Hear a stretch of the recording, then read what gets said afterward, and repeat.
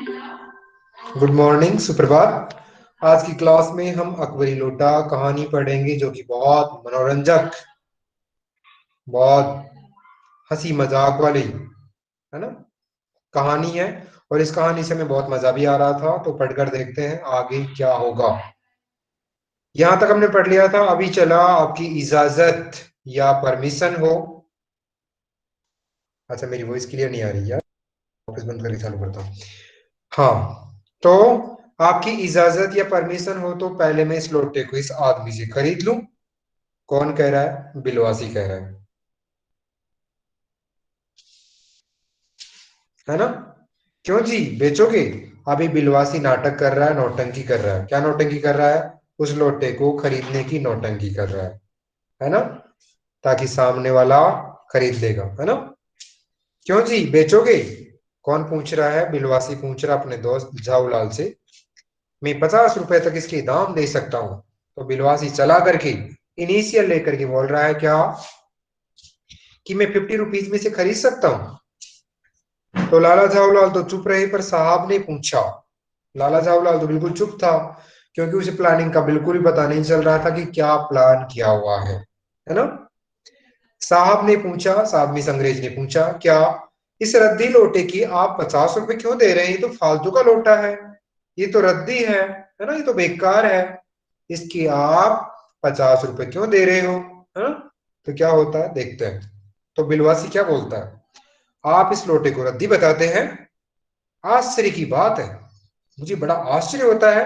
मैं तो सोच रहा था आप बहुत बड़े इंटेलिजेंट है, आप बहुत बड़े ज्ञानी हैं, है ना? मैं तो आपको विज्ञ, विज्ञ का मीन्स होता है ज्ञानी, समझदार। और सुशिक्षित, सुशिक्षित का मीन्स होता है एजुकेटेड, आदमी समझता था।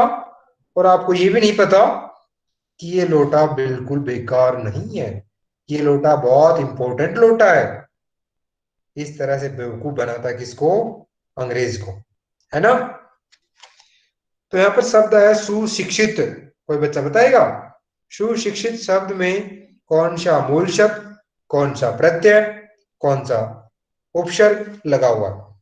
आप स्लोटी वृद्धि बताते हैं। आश्चर्य की बात है। प्रेरणा, सु गलत हो गया बेटा, सु छोटा आएगा, सु छोटा आएगा। अब करेक्ट है। सु प्लस शिक्षा प्लस इत प्रेरणा अर्पिता चनविरेश।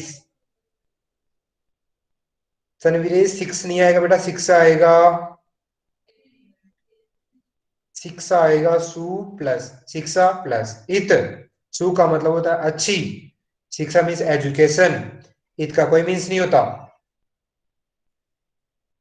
तो आप तो बहुत अच्छी शिक्षा ले रखे हैं, आप तो बढ़िया एजुकेटेड पर्सन हैं।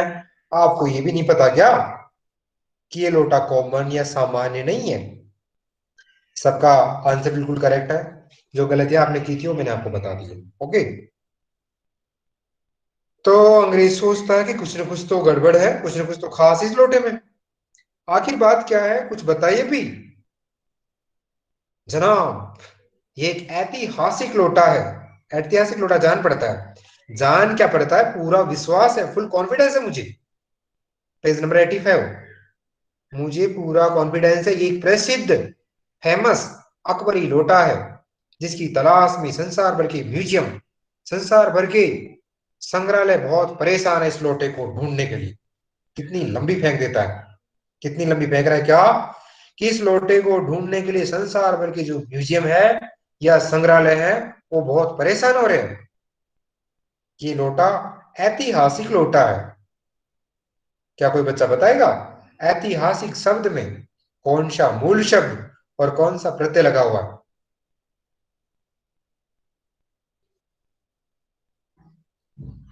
इतिहास प्लस इक। ऐतिहास नहीं होगा, इतिहास प्लस इक। बहुत अच्छा, प्रेरणा सृष्टि सही है, बिल्कुल करेक्ट है। इतिहास का मीन्स होगा हिस्ट्री, है ना? और एक क्या लगा है? प्रत्यय या सफिक्स लगा है। सभी का बिल्कुल सही है। कीर्ति, ओमकार, चंद्रवीर, सरफा, धनलक्ष्मी, अविनाश, सभी का उत्तर सही है। अर्पिता, प्रियंका, मनोज, ऐश्वर्या। तो बच्चों आपको प्रत्यय उपसर्ग अलग से पढ़ाने की जरूरत नहीं होगी अगर आप क्लास में इस तरह से सीख लेते हो।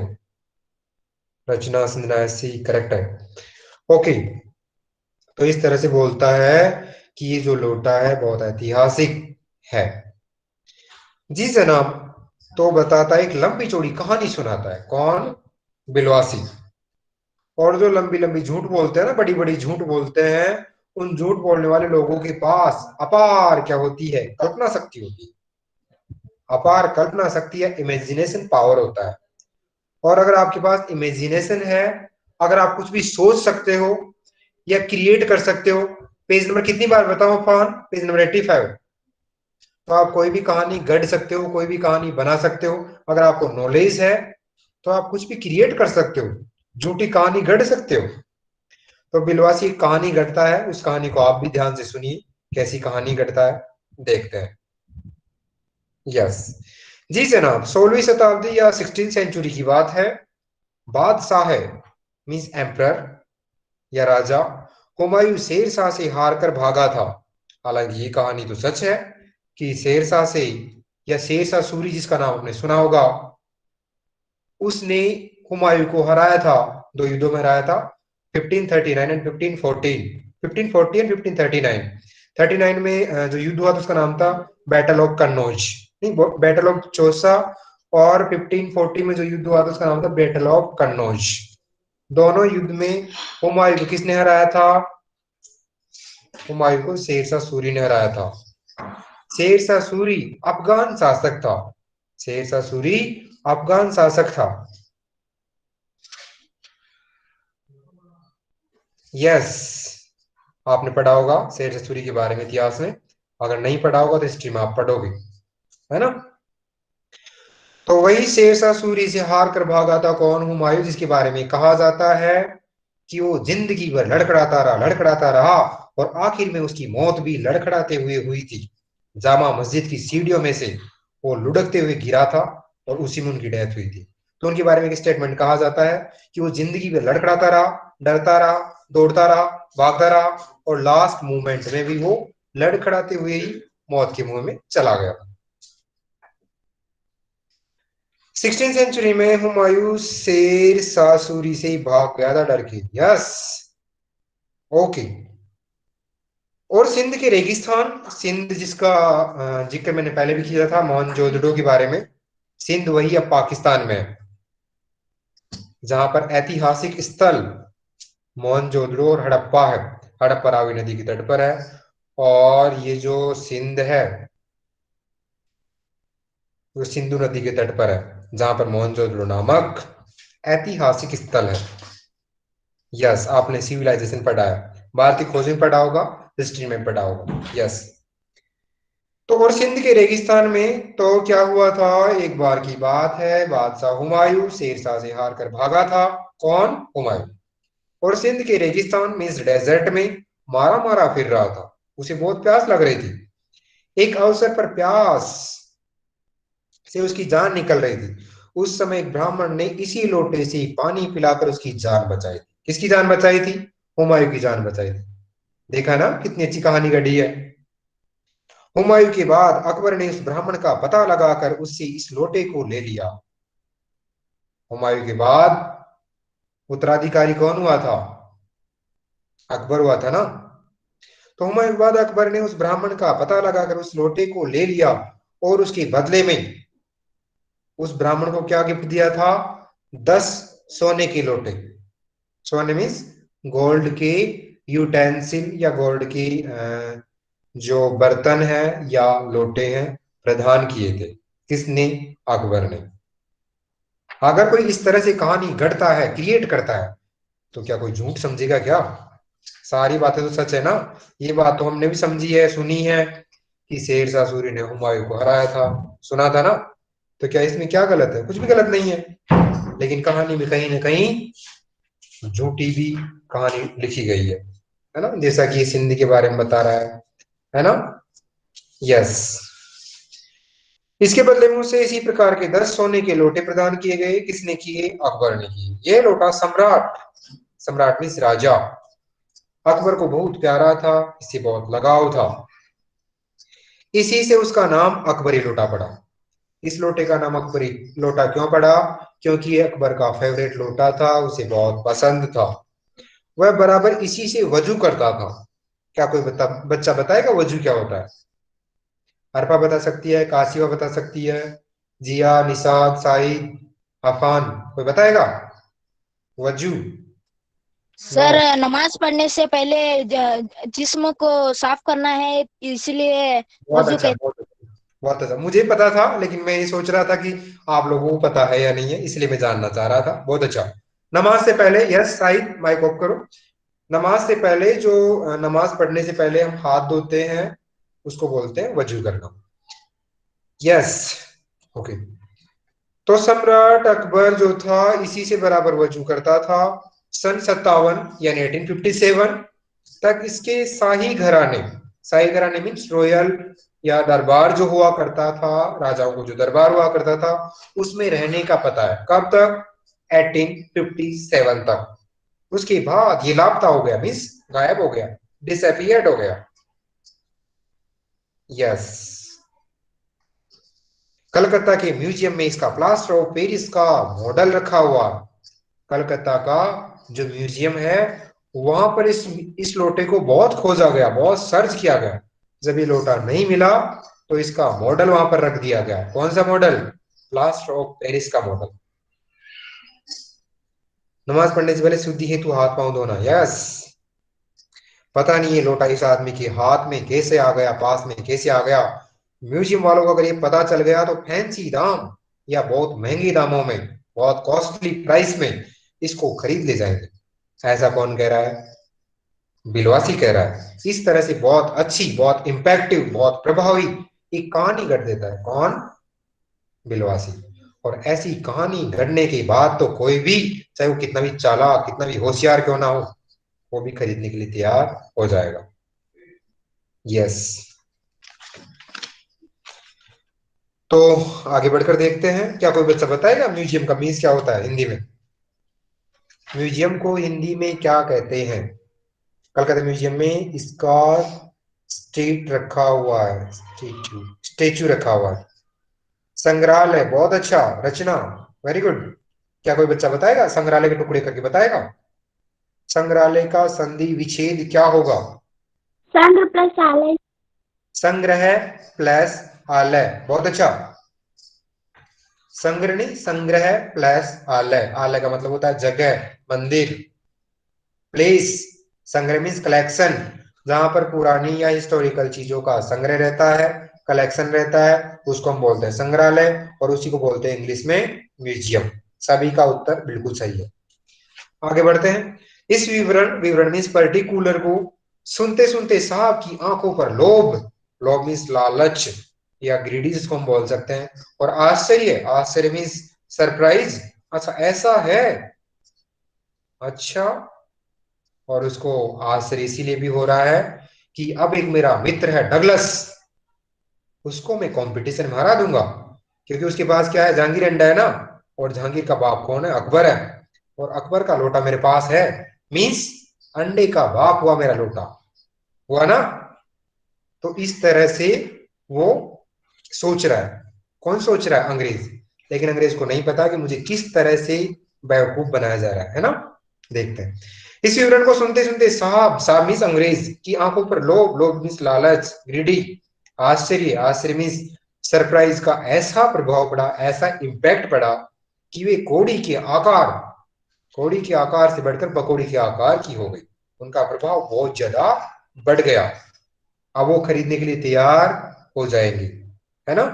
अब उसे ऐसा लग रहा है कि ये सामने वाला जो बोल रहा है बिल्कुल सच बोल रहा है। और सामने जो लोग दोनों खड़े हैं ना, वो दोनों अननोन पर्सन है, क्योंकि अभी तो ये बिलवासी है ना, इस लाला झाऊलाल को जेल में या पुलिस थाने में ले जाने के लिए बोल रहा था ना, तो कुछ भी गड़बड़ नहीं है, ये बात इसकी सच है। तो अब अंग्रेज पूछता है, उसने बिलवासी जी से पूछा, तो आप इस लोटे का क्या करिएगा? चलो ठीक है, आपकी बात मान लेता हूं, ये लोटा ऐतिहासिक है, हिस्टोरिकल है, इसका बहुत इंपॉर्टेंस है, इसका नाम अकबरी लोटा है, इसको म्यूजियम ढूंढ रहे हैं, ठीक है मान लेता हूं, लेकिन आप इस लोटे क्या करोगे?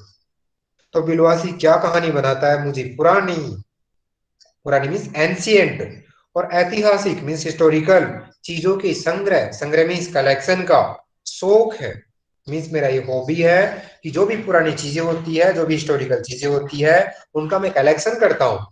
आप में से कई बच्चे पुराने सिक्कों का कलेक्शन करते हैं, पुराने डाक टिकट्स का कलेक्शन करते हैं, है ना, पुराने फोटोज का कलेक्शन करते हैं, और बाद में जब बड़े हो जाते हैं फिर देखते हैं स्टाम्प का कलेक्शन करते हैं। यस, तो इस तरह से झूठ माट में कहानी बता देता है।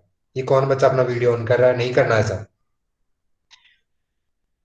तो अंग्रेज भी यही कहता है। अंग्रेज क्या बोलता है?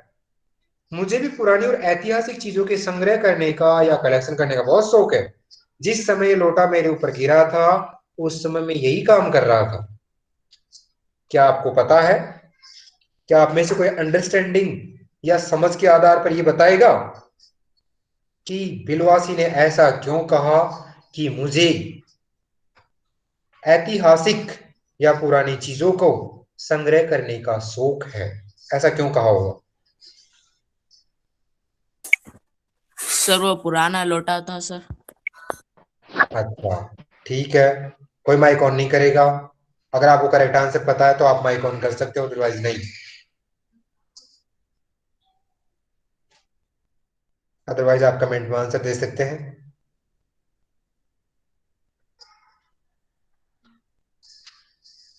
बिलवासी ने उस अंग्रेज को सर उसका लोटा बेचना चाहता था। हाँ, वो तो खैर था ही था। क्वेश्चन रिपीट करो। क्वेश्चन ये है कि बिलवासी ने अंग्रेज को ऐसी बात क्यों कही कि मुझे भी पुरानी चीजों और ऐतिहासिक चीजों को संग्रह या कलेक्शन करने का शौक है। वो ऐसा इसीलिए बोल रहा था क्योंकि उसने, नहीं बेटा, क्योंकि उसने अंग्रेज को पुरानी चीजें खरीदते हुए देख लिया था। उसने अंग्रेज को कौन सी दुकान पर देखा था? जिस दुकान पर पुरानी चीजें मिलती है। Sir because the British was standing front of Arctic shop. Yes, वो अंग्रेज था, वो ऐतिहासिक चीजें जहां पर मिलती है उस दुकान पर खड़ा था। इससे बिलवासी ने अपने दिमाग में एक आइडिया बना लिया। वो बहुत समझदार था, बहुत चालाक था, है ना। उसने समझ लिया कि इसे डेफिनेटली पुरानी चीजों का शौक होगा, इसलिए तो यहां पर खड़ा है ना ये। अच्छा, मेरी वॉइस अभी भी क्लियर नहीं आ रही? Because he want to sell it for more money. ये भी मान सकते हैं, लेकिन जो सृष्टि ने बताया वो करेक्ट आंसर है।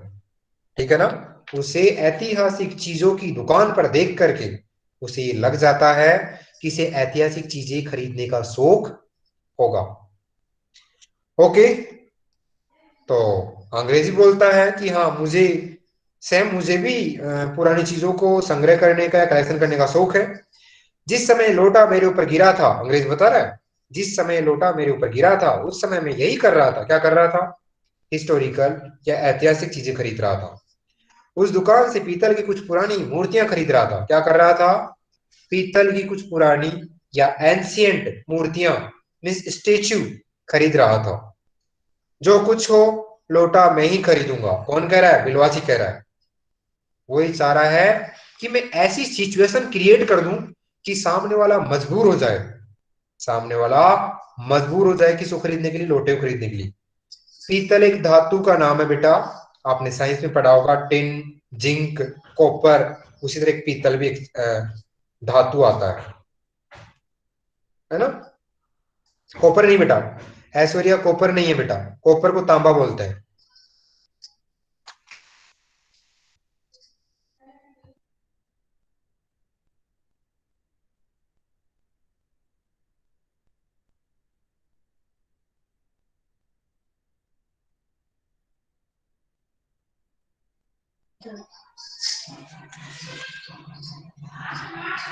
बेटा पीला होता है, पीला होता है। हाँ, ठीक है, आगे बढ़ते हैं। तो वो दुकान से क्या कर रहा था? पीतल की कुछ पुरानी मूर्तियां खरीद रहा था। कौन? अंग्रेज।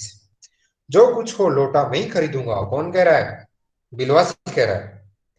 अब सामने वाला बोलेगा अंग्रेज क्या? यस सनवीरेश, बिल्कुल करेक्ट है, ब्रास। आगे बढ़ते हैं। वाह, आप कैसे खरीदेंगे? मैं खरीदूंगा, ये मेरा हक है, मेरा राइट है। और अपने राइट को किस तरह से वो करेक्ट बताता है, देखते हैं।